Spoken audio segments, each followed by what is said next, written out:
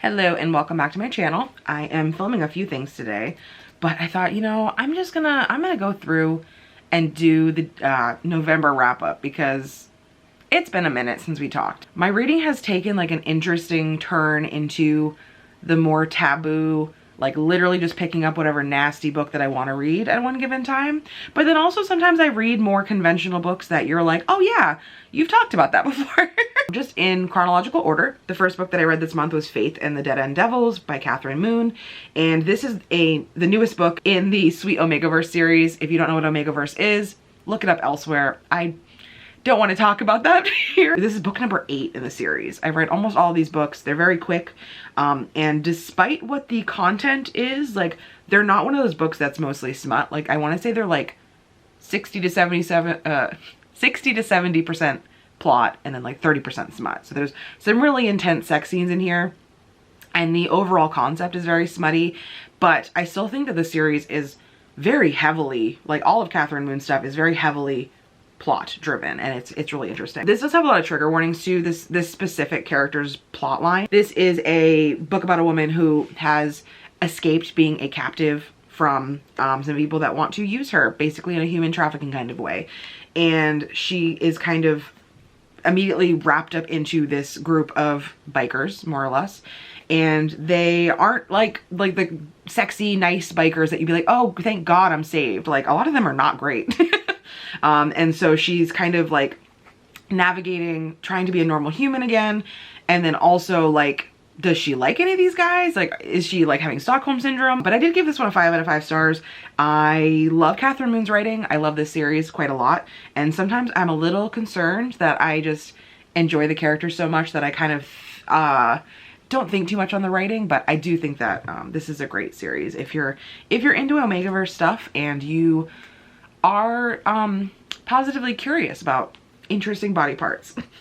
I also read What Moves the Dead by T. Kingfisher. This is a horror fantasy gothic book that is retelling Edgar Allan Poe's Fall of the House of Usher, and I never read that. I read this kind of coming from a place of like, you know, it's here, it's a new horror book, love the cover, a lot of gross things with rabbits and with mushrooms. So my brain automatically was thinking to Mexican Gothic because of the mushrooms, and I definitely got a lot of vibes of that in this book. The main character is going there because they heard that the woman that they're visiting has been sick for a very long time and just kind of acting strangely, but the brother really doesn't want them to like seek further medical care. There's just so much weird like biological horror in this book. I did give this a 4 to 5 stars. I think that if you liked Mexican Gothic, you should like this one. It has a different vibe. Like, there's not going to be as much of an intense like blow up at the end as you had in Mexican Gothic, because that one like took such a turn. I read Not So Kind Regards by Cleo Evans. This is a very smutty fantasy monster type book where there are monsters and there are witches. Basically, it's an office romance book where we have a demon. She is a succubus actually, and she goes into the office one day and finds out that her business is merging with a business that has all witches, and she's fucking furious. Because of some biological reasons, she ends up kind of mated to these 2 witches from that accompanying company. And very steamy, very sexy. But again, there's a lot of like plot here with human trafficking. Oh my God, why do these smutty books come up with human trafficking as the main motivator? Ugh. I had a really good time because it was so unexpected. So that's something. And I gave this one a 5 out of 5 stars because I literally found it on Kindle Unlimited and I was like, what a lovely surprise. It was 99% a positive experience aside from human trafficking now that I'm looking at it. As long as you read the trigger warnings and kind of look into it a bit, I think that it is such a, it was just very refreshing. It was an interesting, like very officey, but also like the sexy stuff. It was just very cool. And then back to a few more just random contemporary type things.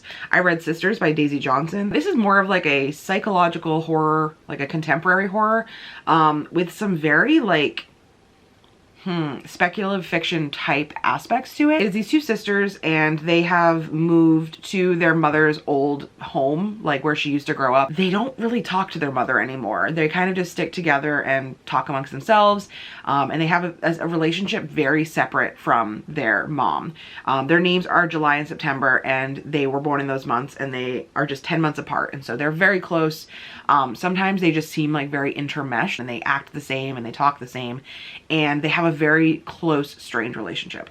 And so their mother acts very distant for most of the book, and also they kind of act like they don't even want to be around her. It's a very interesting dynamic. It's very creepy. They are like near the ocean and they just talk about like all these weird things that happen once they move there, and they're like pushing the limits with like how they act around each other. Like sometimes they even treat each other like they're acting wrong. Like they love each other so much, but they'll be like acting uncharacteristic, like they're trying to pull away from the other one. It's a very strange psychological book. I gave it a 4 out of 5 stars. I don't want to say more because I feel like I've already said too much. And then I read 2 books for a vlog that I'm doing with Michelle, which I'm not going to share the ratings here and really talk about them. I'm just going to share the titles because you'll see that later. But I read The Space Between Worlds by Micaiah Johnson, and I read Our Wives Under the Sea by Julia Armfeld, both of which are great books. So you'll see more about that in my vlog when it comes out, probably mid-December. And then I read a book that Sage had kind of sent to me on a whim. I think in one of their TBRs or something I mentioned liking it, or maybe they just sent it to me because they're amazing. But I read Hard Reboot by Django Wexler. This is a very short novella, and it is a queer robot mech fighting kind of book. Again, like way future fiction. And it's about this woman who comes to this planet to do some research on like old Earth. Sorry, comes to Earth from like a distant planet, and is doing like old Earth research and talking about, I think she actually specializes in like old technology from like robots and things from previous generations. And she runs into this woman who actually does mech fighting and builds robots so that she can get money. And it was just such a queer time. There was so much queer yearning, had a little bit of spiciness to it. I think there was like a very like mildly described sex scene, which is still pretty hot. And I had an amazing time. I gave this a 4 out of 5 stars. Back to some more Kindle Unlimited smutty times. I read Ghost by Kat Blackthorne. It's about a character who moves to a town. It emulates Salem, Massachusetts. It's a very Halloween heavy town. And so she moves there because she's literally running away from her stepfather. I think it's her stepfather, who is out to kill her. So that's great. And what she finds out from her therapist is that they have this huge town-wide festival. There's like this huge party every night during October where you dress up and you literally don't tell anyone your name. You pretend to be a character. You dress up so you're not recognizable. She, again, meets a new therapist, and he is very handsome and sweet, and tells her, hey, like, you are stressed the hell out because of your stepfather. I think you should go to this and just kind of let loose, see if it helps at all, because it sounds like you don't have an outlet for all this stress and anxiety. There's also a sub character here, like a secondary point of view, because you get the main character. Her name is Blythe. You also see a character named Ghost, and he is pretty much just a murderer and a killer, and has a very demonic type energy. Like by the end of the book you figure out what and why and who he is, but all I can say is like he has this really weird energy where he like from the get-go is like, I need to kill things, I need to kill, I need bloodlust, I have this bloodlust to kill things and murder people and hunt and stalk them. And he immediately has his eye on Blythe because she's the newbie in town. And I gave that one a 3 out of 5 stars. And then about 10 pages from the end of the book, I was like, how is this all gonna wrap up? It doesn't, because there's like 5 other books slated to come out. We get one for every character that is like with Ghost. So didn't know that. They're all on my TBR. Shit. After that, I read some graphic novels because it was the end of the month and I was just getting a little antsy because I felt like I hadn't read enough. So I read Ice Cream Man Volume 7, which is Certain Descents. Gave this one a 4 out of 5 stars. I've talked about Ice Cream Man a lot on this channel. This is a horror graphic novel series. It's very much at this point, since like volume 2, a very much anthology series. Like you're just getting a bunch of jumbled up stories and it's just very chilling, a lot of times haunting and depressing graphic novels that surround topics about death as well as like murder and just sadness and death and grieving. There's a lot of weird things in this book now. I'll be completely honest, it's kind of losing the thread. I kind of wish it would focus back on what's going on with the Ice Cream Man because there is a very interesting plot line there, but I kind of just also love it. So I gave it a 4 out of 5 stars and we'll definitely keep going with the series. I also read a Godzilla like bind up.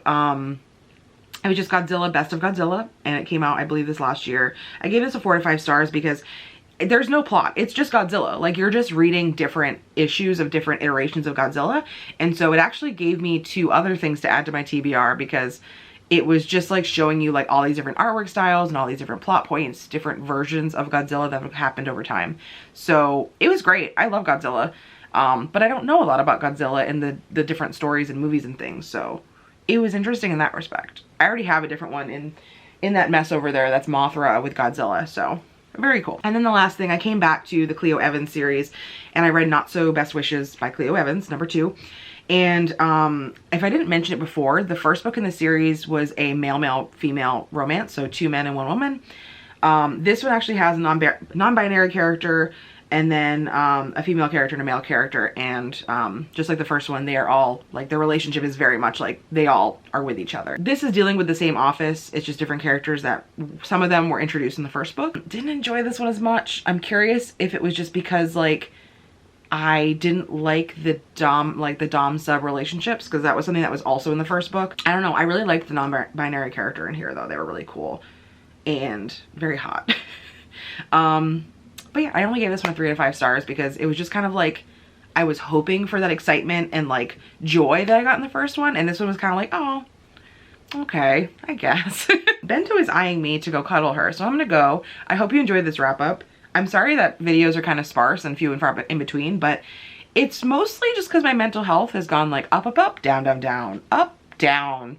And sometimes the ups don't always line up with me wanting to film a video. You know, I'm here now, and let me know in the comments what you read this month, if you enjoyed this wrap up or want to read any of the books that I read this month, and I will see you next time. Hopefully not in another month. Hopefully it'll be sooner than that. Okay, I love you guys, and I will see you next time. Bye.